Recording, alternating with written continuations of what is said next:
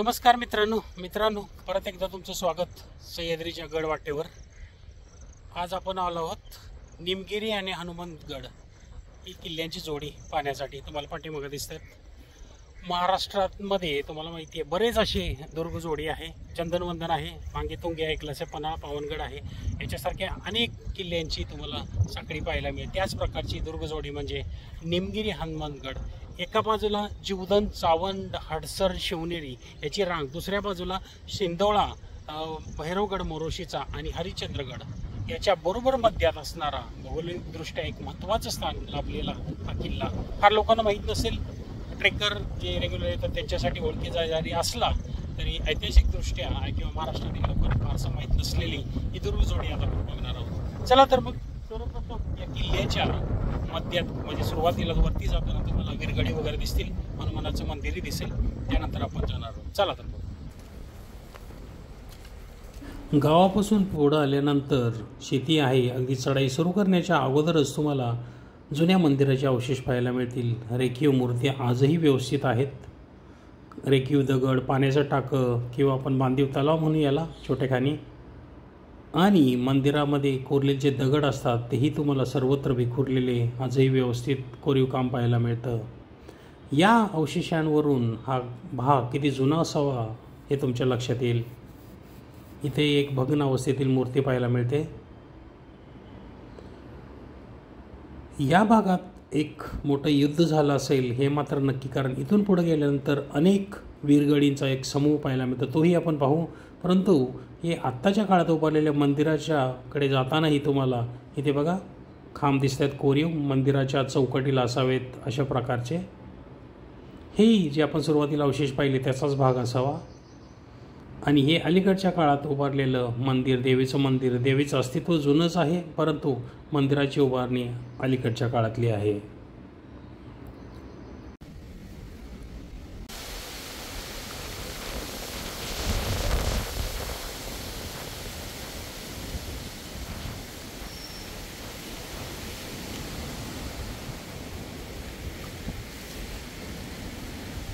देवीच्या मंदिरापासून पुढे आल्यानंतर डाव्या बाजूला झाडीत गणपतीची मूर्ती, शिवलिंग आणि काही विरगडी तुम्हाला पाहायला मिळतात। जसं सुरुवातीला सांगितलं इथं भव्य आकाराचं मंदिर असावं आणि नंतरच्या काळात युद्ध वगैरे झाल्यानंतर या गोष्टी नष्ट करण्यात आलेल्या असाव्यात, परंतु याचे अवशेष सर्वत्र तुम्हाला दिसतात। ह्या विरगडी आहेत, इथं 3 ते 4 विरगडी आहेत। अजून थोडंसं पुढं गेल्यानंतर इथं विरगडींचा एक भव्य समूह पाहायला मिळतो, तोही आपल्याला शोधायचा आहे। चला तर मग थोडंसं पुढं आल्यानंतर उजव्या बाजूला ही एक पायवाट गर्द झाडीत जाते। मोठी झाडं आणि अलीकडं पावसामुळं झालेली आणखी अडचण इथं आहे। आणि इथं आल्यानंतर तुम्हाला तब्बल 40 विरगडींचा समूह पाहायला मिळतो। या विरगडीमध्ये जे वीरगती प्राप्त झाली आहे त्यांच्या घटना तुम्हाला माहिती वीरगडीमध्ये नमूद केलेल्या असतात। प्राण्यांकडून किंवा युद्ध करताना या सर्व गोष्टी, वेगवेगळ्या आकाराच्या मूर्ती या सर्वत्र पाहायला मिळतात। या वीरगडी तुम्हाला इथं झालेल्या युद्धाची किंवा वीरगती प्राप्त झालेल्या वीरांची आठवण करून देतात, हे मात्र नक्की। यावरून जसं सुरुवातीला सांगितलं इथं एक मोठं युद्ध झालं असावं आणि इथं असणारी मंदिरं, कोरीव मूर्त्या वगैरे आहेत ते इतरत्र विखुरले गेल्याची कारणही हीच असावीत। पूर्णतः झाडीमध्ये ओळीने पाहाल अगदी आजही व्यवस्थित रेखीव विरगडी दिसतात। म्हटलं नाही इथं त्याच्यावर तुम्हाला कोरीव ज्या मूर्ती आहेत त्याच्यावरून वीर कशा प्रकारे वीरगती प्राप्त झाला या सर्व गोष्टी इथं पाहायला मिळतात। खरंच एक वेगळा ठेवा आहे हा। बऱ्याच महाराष्ट्रात बऱ्याच किल्ल्यांच्या किंवा गावाच्या ठिकाणी तुम्हाला अशा विरगडी पाहायला मिळतात, परंतु या प्रकारच्या विरगडी ज्या पूर्ण चौकोनी आहेत, कोरलेल्या आहेत, अशा प्रकारच्या एवढ्या विरगडी एकत्र असण्याचं फक्त हीच जागा आहे। वेगवेगळ्या कारणाने मृत्युमुखी पडलेल्या वीरांगना यांच्या तुम्हाला इथं विरगडी पाहायला मिळते। खरंच एक अद्भुत नजारा आहे। याच्याच बाजूला एक हनुमानाची मूर्ती आहे। इथं एक भव्य आकाराचं जुन्या काळी हजारो वर्षापूर्वीचं एक मंदिर असावं, कारण काळूबाईच्या मंदिरात तुम्ही पाहिलं आज जाताना काही कोरीव दगड आहेत, शिवलिंग याच्या भव्य आकाराचे दगडी तुम्हाला इतरत्र पाहायला मिळतात, गणपतीची मूर्ती आणि इथं हनुमानाची मूर्ती ती तुम्हाला दाखवतो। परंतु हा विरगळ जे वीरांनी आपले प्राण दिले त्याचं स्मारक आहे, एक अद्भुत आहे। या किल्ल्यावर आल्यानंतर हे पाहायला विसरू नका। थोडंसं झाडीत यावं लागतं, 2-3 ठिकाणी तुम्हाला पाऊलवाटा दिसतील, परंतु या गर्द झाडीत असणाऱ्या या विरगळीकडे नक्की या. चला ते हनुमान ची एक अद्भुत मूर्ती तुम्हाला दाखवतो. जय बजरंगबली.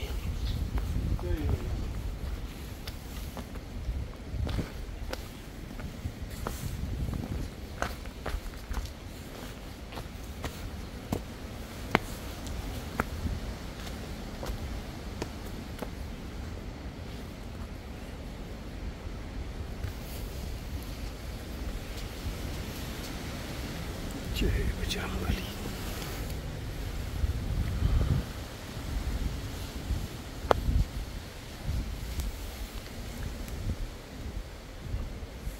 या गडालाही अगदी खालीपासून वरतीपर्यंत खडकामध्ये कोरलेल्या पायऱ्या पाहायला मिळतात. हे समोर दिसत आहे बघा, झूम करून पाहण्याचा प्रयत्न केल्यानंतर त्यानंतर एक सार्थक असं वाक्य या बोर्डवर पाहायला मिळतं. इतिहासाला पारखा झालेला किल्ले निमगिरी. कारण अनेक मंदिराचे अवशेष, 40 ते 45 विरगळी, यावरून इथं एक मोठं युद्ध झालं असेल हे मात्र नक्की, परंतु ते ज्ञात नसल्यामुळं कुठंही याची नोंद पाहायला मिळत नाही. त्यामुळं इतिहासाला पारखा झालेलं हे वाक्य अगदी सार्थ आहे. मित्रांनो, विरगळी पाहिली आपण, 40 विरगळ हनुमानाची मूर्ती.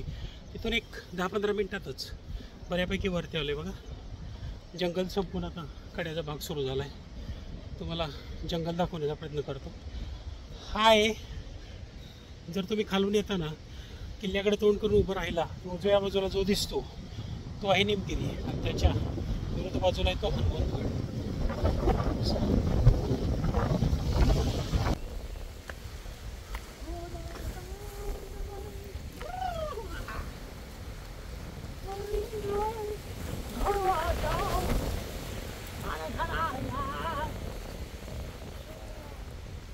काही वेळातच आपण येऊन पोचतो या उभ्या कड्यापाशी. हा बघा, हा हनुमतगडाचा कडा आहे.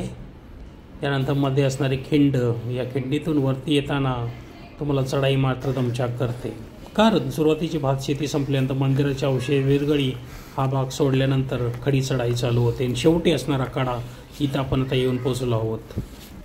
या दिवसांमध्ये, पावसाळ्याच्या किंवा थंडीच्या दिवसांमध्ये ही अनुभूती सुखद गारवा असतो, त्यामुळं ही चढाई सुखकारक होईल. परंतु उन्हाळ्याच्या दिवसांमध्ये थोडीशी दमछाक करेल हे मात्र नक्की. आपण आता उभ्या कड्याच्या बाजूला असणाऱ्या या गुहेसारख्या भागामध्ये येऊन पोचलो आहोत. हे काय आहे ते पाहण्याचा प्रयत्न करूया. कड्यामध्ये अशी एक गुहेसारखा भाग झाला, पण कदाचित ते पाण्याचा टाका असावं अशी शक्यता वाटते. हे बघा, हा भाग आहे, हा तुटून गेलं, त्यामुळं गुहेसारखा भाग झाला, परंतु हे पाण्याचा टाका असावं अशा प्रकारची रचना दिसते. परंतु इथून दिसणारा नजारा तुम्हाला दाखवतो.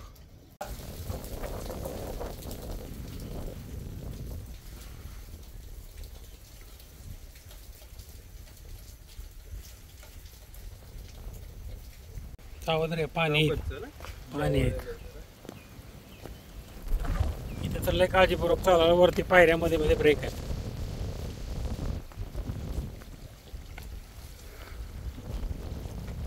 कोरीव पायऱ्या सुरू झाल्यात, रेलिंग आहे, बरेच ठिकाणी तुटलेले आहेत, तर सपोर्टने जावं लागतं.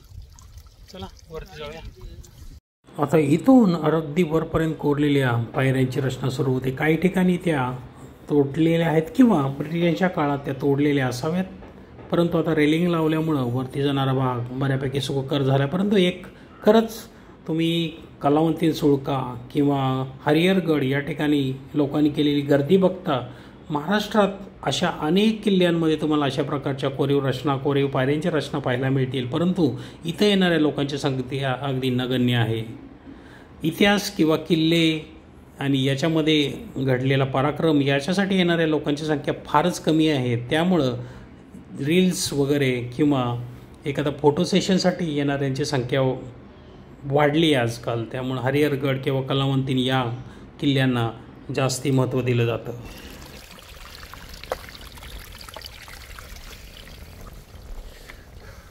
खरं तर या पायऱ्या पाहिल्यानंतर असं वाटतं या किल्ल्याचं किती महत्त्व असावं त्या काळात, ज्या राज्यसत्तेच्या काळात हा किल्ला उभारला.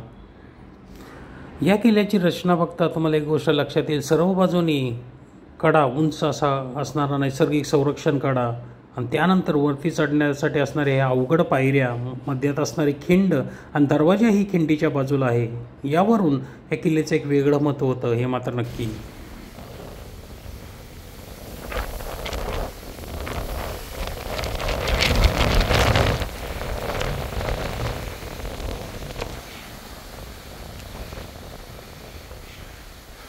अशा प्रकारे मित्रांनो, अर्ध्या पाऊण तासानंतर तुम्ही येऊन पोहोचताय खिंडी. ती बघा, खिंड ही पायवाट दोन्ही किल्ल्याला जोडणारी. आणि इकडं खालून जसे तुम्हाला पूर्वी पायऱ्या दिसल्या, अशाच प्रकारच्या पायऱ्या वरती. जसं वरती येऊ तशा आणखी या पायऱ्या रेवगी होत जातात आणि भव्य आकाराच्या होत जातात. हे एक रचना दिसते इथं. आतमध्ये काही फारसं काय आहे पाहण्याचा प्रयत्न केला तर, परंतु कदाचित वरती माती पडल्यामुळे काय आहे ते सांगता येत नाही आहे. परंतु बघा, जसं सुरुवातीला सांगितलं की पायऱ्या जिथून सुरुवात झाल्या तिथून अगदी वरती येईपर्यंत या पायऱ्यांची रचना आजही व्यवस्थित आहे. कारण हा काळा खडक, आणि काळ्या खडकामध्ये तुम्हाला माहिती आहे कोरलेल्या पायऱ्या शक्यतो लवकर नष्ट होत नाहीत.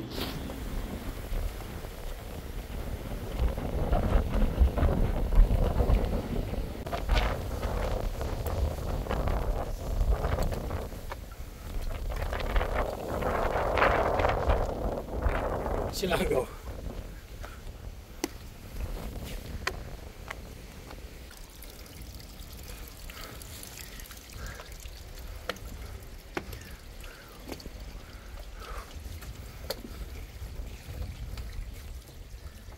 मित्रांनो, इथे गडाचा दरवाजा होता. इथं काही तुम्हाला खोबण्या दिसतील बाजूला. पूर्णतः खडकामध्ये खोदलेल्या पायऱ्या पण खालून बघत आलो, अजूनही चालू आहेत.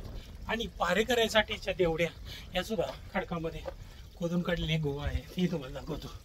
हे बघा किती अद्भुत रचना आहे ह्या किल्ल्याला. दरवाजाच्या बाजूला पूर्ण दरवाजा खडकामध्ये खोदलेल्या पायऱ्यांसह वरतीपर्यंत जाणाऱ्या पायऱ्या. पहिला दरवाजा या बाजूला, दुसरा दरवाजा असावा, आणि ही गुहा पारेकऱ्यांसाठीच्या देवड्या.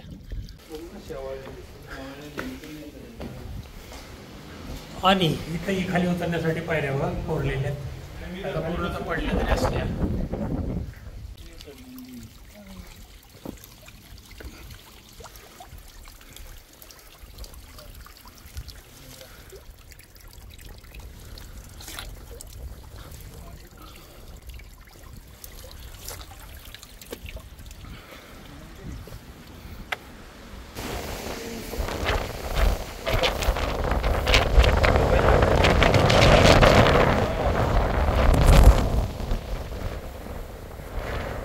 मित्रांनो, अशा प्रकारे गडामध्ये प्रवेश केलाय.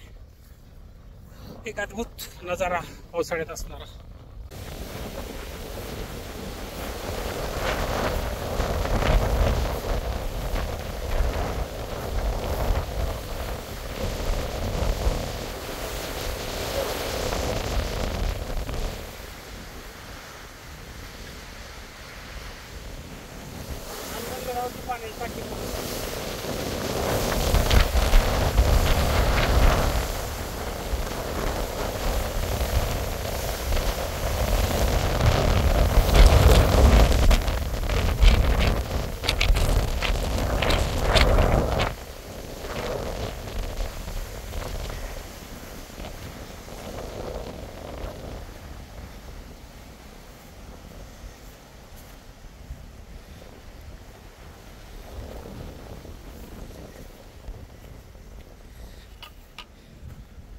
मित्रांनो, स्वर्ग काय असतो या सीझन मध्ये, आणि इथंच यावं लागतं. बघा पाठीमागच्या बाजूला इथं ढग दिसतंय, पाठीमागच्या बाजूला हरिश्चंद्रगड आहे, शिंदोळा आहे. यास माळशेज घाटातला मोरोशीचा भैरवगड. खरंच एक अद्भुत नजारा आहे. यावंच लागतंय. पलीकडच्या बाजूच्या हनुमंतगडावरची पाण्याची टाकी तर काय दिसतात भव्य आकाराची. तिथे आपण जाऊ. स्वर्ग सुख ऐकून एन्जॉय नाही करता येत, त्यासाठी इथं यायलाच लागतंय. इथंच येऊन अनुभवायला लागतंय. इतिहासाबद्दल जाणून घ्यायचं झालं तर याची रचना बघता हाही सातवाहनकालीन असावा. ज्या काळी नाणेघाट वगैरे याची रचना झाली, कारण इथेही बऱ्याच कोरीव गोष्टी दिसतात. काळा खडक आणि त्याच्यामध्ये कोरलेल्या गुहा, पायऱ्या, सर्व गोष्टी आहेत. फारसे अवशेष वरती जरी नसले तरी ज्या प्रकारची रचना आहे दरवाजाची किंवा जे अवशेष दिसतात त्याच्यावरून हा किल्लाही सातवाहनकालीन असावा. त्याच्या बाजूला असणारं नाणेघाट, जीवधन, त्यानंतर हडसर, चावंड आणि शिवनेरी. तर शिवनेरीपासून साधारणतः 20 ते 22 किलोमीटर अंतरावर असणारा किल्ला रस्त्याने जर 20-22 असला तरी तुम्हाला त्याच्या नजरेतून अगदी व्यवस्थित पाहायला मिळतो. अशा प्रकारचा किल्ला आहे. चला इथे काहीतरी अवशेष पाहायला मिळतात ते बघूया. गुहा वगैरे असाव्यात. कदाचित पाण्याचा टाका तटाच्या बाजूला तेव्हा पाण्याच्या टाक्या तुटलेलं दिसतंय. बघूया काय आहेत.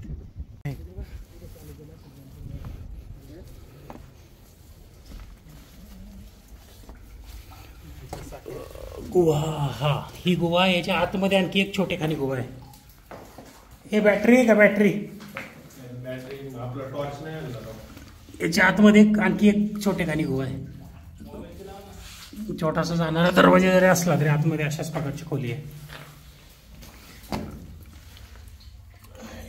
आता खरं आपला टॉर्च पाहिजे.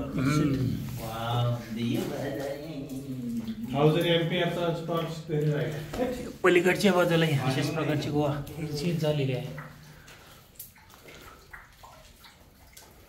त्या गुहा आहेत की खोलगट रचने पाण्याच्या टाकी आहेत अशा प्रकारची रचना वाटते, कारण हा खोलगट भाग आहे. पलीकडच्या बाजूला अशाच प्रकारची छोटेखानी रचना दिसते. याच्याच बाजूला अशाच प्रकारच्या गुहांचा किंवा पाण्याच्या टाक्यांचा एक पूर्णतः समूह दिसतो. आता दगड माती पडून पूर्णतः झाकले गेले, परंतु आत जाणारी वाट तुम्हाला दिसते समोर. इथून पाहण्याचा प्रयत्न, इथे पूर्णतः माती भरलेली आहे, परंतु ही एक छोटेखानी चौकट आहे आतमध्ये जाण्यासाठी. हे 5 ते 6 एकतर खांब टाके असावेत पूर्णतः, कारण तटाच्या बाजूला खडकामध्ये इथं पाणी अगदी व्यवस्थित झिरपणारं आहे. इथं भव्य आकाराची पाण्याची टाके दिसतात.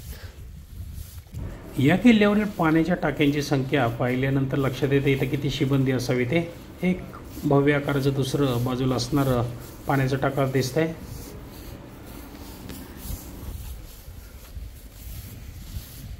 पावसाला सुरुवात झालेली आहे अशा प्रकारे.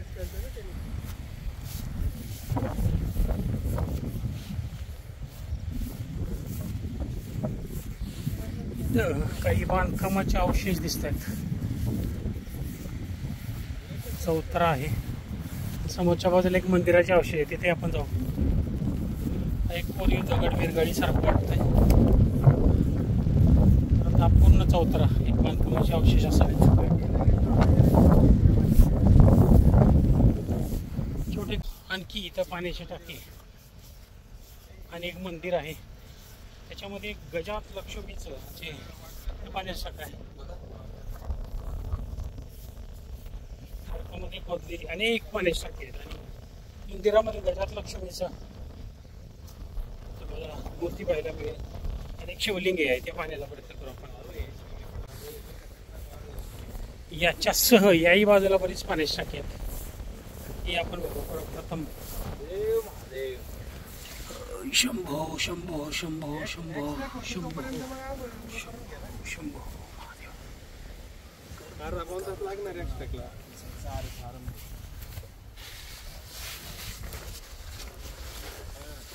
ओम नमः शिवाय.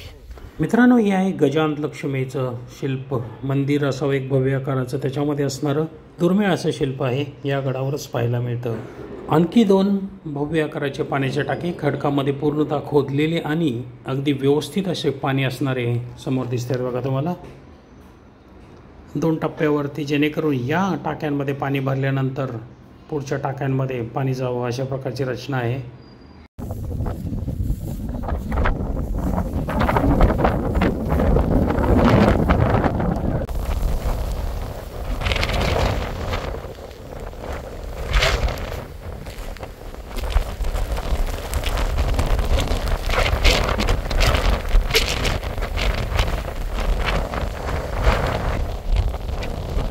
या टाक्याच्या 3ऱ्या टाक्याच्या बरोबर खाली जर नजर टाकली तर तटाच्या बाजूला तुम्हाला एक बांधकामाचे अवशेष दिसतात. शक्यतो तटाच्या बाजूची वास्तू हे दारुगोळा कोठार वगैरे असण्याची शक्यता जास्ती असते. तशाच प्रकारची रचना वाटते.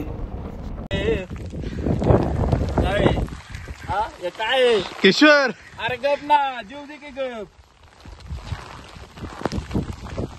आज सोडून नाही द्यायचं बरं.